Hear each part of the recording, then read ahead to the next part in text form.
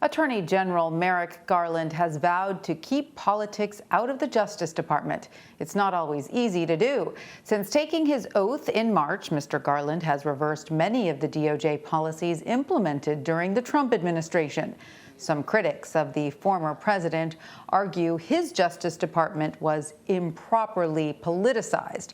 For more on this, let's bring in Jessica Levinson. She's a CBS News legal contributor. Jessica, welcome. Great to see you. So what are some of the biggest policy reversals we've seen Merrick Garland implement so far as Attorney General?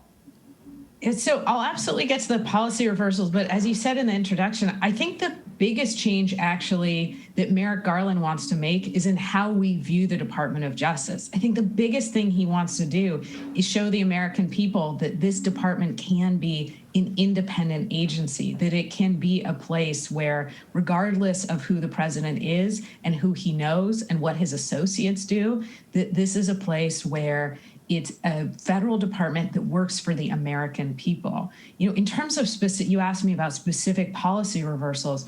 One of the big ones right off the bat was saying that we're going to end these limits on grants to sanctuary cities. So during the Trump administration, these so-called sanctuary cities or states that didn't cooperate with the federal government when it came to immigration issues, the Trump administration tried to limit their ability to obtain grants.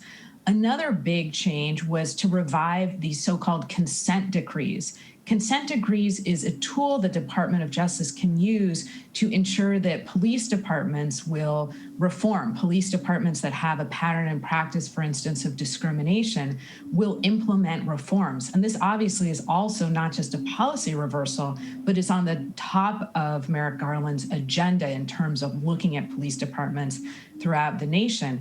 And then there's reversals that are happening, and I think quite important, in the Supreme Court, where you see there are a number of cases, and typically you try not to have big reversals very quickly, but there are a number of big cases dealing with, for instance, the Affordable Care Act, voting rights, the power of labor unions, where the Department of Justice has quickly taken a different tact. So we've seen some really specific and big policy changes right off the bat, in addition to that kind of bigger change of we will be an independent Department of Justice.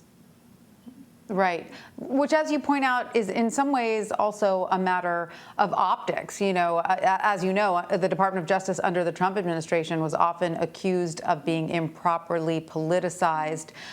You know, remind us what role then Attorney General William Barr allegedly played in that, you know, just to give that impression. Yeah, I mean, I was one of those critics. My feeling was that Attorney General Barr was an incredibly effective advocate for the former president of the United States, not an effective advocate as the leader of an independent agency, a leader of the Department of Justice. Now, why do I say that? Let's think back to one of the first things that Attorney General Barr did, which was, in my view, mischaracterize the Mueller report. The Mueller report was given to him. He put out a two-page, quote-unquote, summary of that report. Almost every American was waiting to see what that report says, regardless of your views of President Trump. And Attorney General Barr mischaracterized the report, said that the Mueller investigation had found no obstruction of justice, no collusion. That was, at best, a misleading characterization. You know, Attorney General Barr also got involved when we were thinking about dealing with prosecutions of the former president's aides. Let's remember the Roger Stone case, where Attorney General Barr came in very unusual and said, let's change this sentence. I want to get involved in this case. And then the Attorney General, reports are that there was that search warrant that was going to be executed against the former president's former personal attorney, Rudy Giuliani, and that the Department of Justice under Bill Barr blocked that execution. And that's why we didn't see the search of Rudy Giuliani's home and office until I think it was just last week. So there were a number of places along the way. And then, of course, there were situations for a long time where the Attorney General, I really think, provided the president with cover for misleading statements he made, for instance, about the election until the end, when he said there is no evidence of widespread fraud. So, Jessica, you know, it's no secret that there are many who hope the former president is investigated for certain alleged, wrongdoings. Does the fact that federal investigators executed a search warrant at Rudy Giuliani's Manhattan home last week, as you mentioned, perhaps signal that Attorney General Garland will also be going after the 45th president? I don't know. And I don't know, I hate to give you this answer, but I don't know that he knows, in the sense that executing a search warrant really means that you are now going to look at the evidence. You now have the ability to look to see what is in Rudy Giuliani's purview. Now, we have been told that the former president didn't text, so we're not going to see a treasure trove of texts between Trump and Giuliani. Now, I'm not sure. I think we should be circumspect about seeing the execution of the search warrant against Rudy Giuliani, again, for activities that potentially involved breaking foreign lobbying laws, potentially involved the 2020 election. I think we should be circumspect about kind of moving that investigation over and saying it could impugn the president. I think at this point, we're going to have to follow the evidence, see where it leads with respect to Rudy Giuliani. If we can draw that line to President Trump, then I think Merrick Garland will. But this is one of the big things on his agenda. Will there be prosecutions of President Trump and his allies? He's also going to have to revisit something related, which is, are we going to revise that Department of Justice guidance that you can't indict a sitting president? So lots of things on his agenda.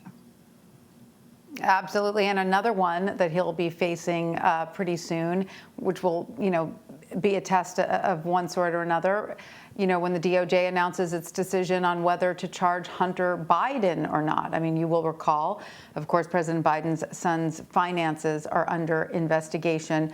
What will you be looking out for here? Yeah, I think that this is a situation where Americans already have a preconceived notion of what they think will happen, which really is a shame, because this should just be a question of what do the facts indicate and was a federal law broken? As you said, looking into Hunter Biden's financial dealings, whether or not he broke tax laws, whether or not there was any money laundering at issue with respect to his foreign business deals. I think if the Department of Justice, quote unquote, clears Hunter Biden, then people will say, look, it's Biden's attorney general. It's Biden's Department of Justice. And of course, they cleared his son. If the Department of Justice goes forward, then I think that that could quell some criticism, and they will say, look, this really is an independent agency.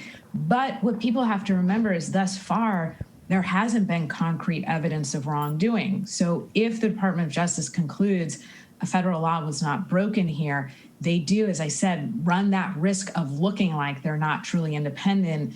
I would just so encourage people to do, pull back one layer and see why the Department of Justice came to that conclusion. President Biden has said, I'm not going to be involved in that period. That's one thing we do need to look to make sure that separation continues. Right. All right. Well, Jessica Levinson, as always, thank you for joining us. Thank you.